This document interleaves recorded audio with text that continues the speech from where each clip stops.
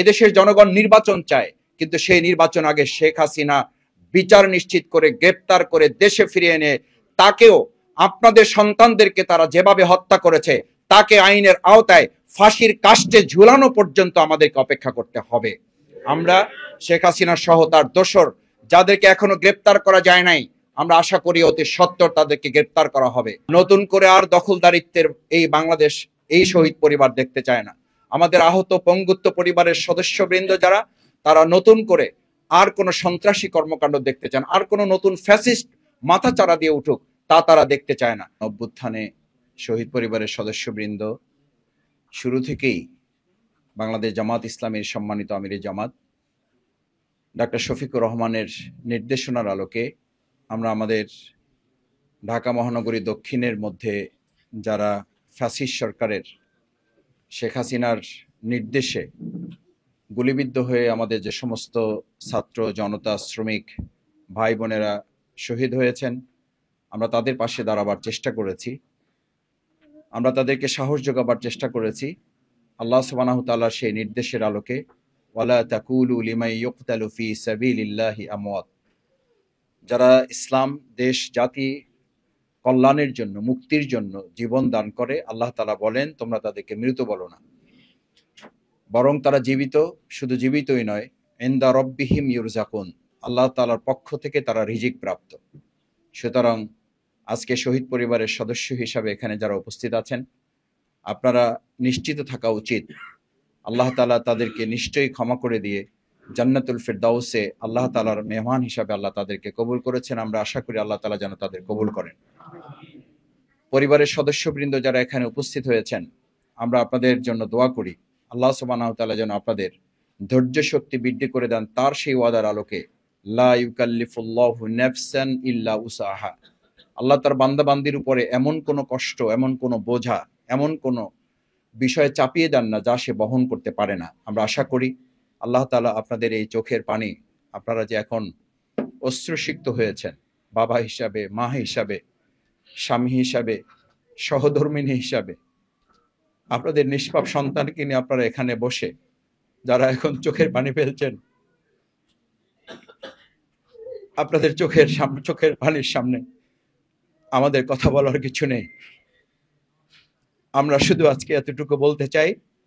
আপনাদের এই সন্তান, আপনাদের এই স্বামী, আপনাদের এই বাবা, আপনাদের এই ভাই, আপনাদের এই কন্যা হারানো পিছনে যাদের ভূমিকা ছিল, যারা সন্ত্রাসী কর্মকাণ্ড করেছে, নিশ্চিতভাবে তাদের বিচারে বাংলাদেশে সম্পন্ন করা হবে। এই বিচার সম্পন্ন না করে বাংলাদেশে অন্য কোনো কার্যক্রম এদেশের জনগণ গ্রহণ করবে না। আগে বিচার হতে হবে, এবং আপনাদের সন্তান, স্বামী, আপনাদের ভাইয়েরা যে জন্য এই দেশকে নতুন করে আরেকবার স্বাধীন করেছে, অবশ্যই এই দেশের সামগ্রিক সংস্কারের অন্তত গুরুত্বপূর্ণ দিকগুলো সম্পন্ন করেই জনগণের প্রত্যাশার আলোকে একটা নির্বাচনের জন্য আমাদেরকে সামনের দিকে এগোতে হবে। সেজন্য বাংলাদেশ জামাত ইসলামী চায় আপনাদের এই সন্তানদের বুকে যারা গুলি চালিয়েছে, আপনাদের থেকে যারা স্বামীহারা করেছে, আপনাদেরকে যারা বিধবা করেছে, আপনাদের যারা সন্তান হারা করেছে, যে বাবা মায়েরা এখন